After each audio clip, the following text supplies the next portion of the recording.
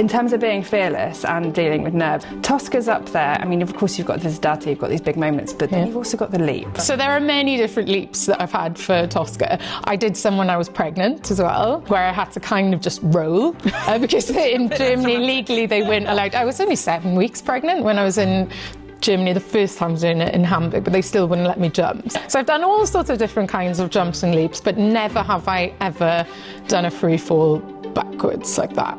Singing is in the Welsh blood, and actually opera, it's part of the cultural psyche here. How does that feel here versus the rest of the world? We are the land of song. There's a lot of music-related culture here that perhaps is more of an everyday thing, it's like an ordinary. And we've got a festival to celebrate it. We have the Eisteddfod. The Welsh language itself is quite sort of lyrical, and we just enjoy a good old sing-song and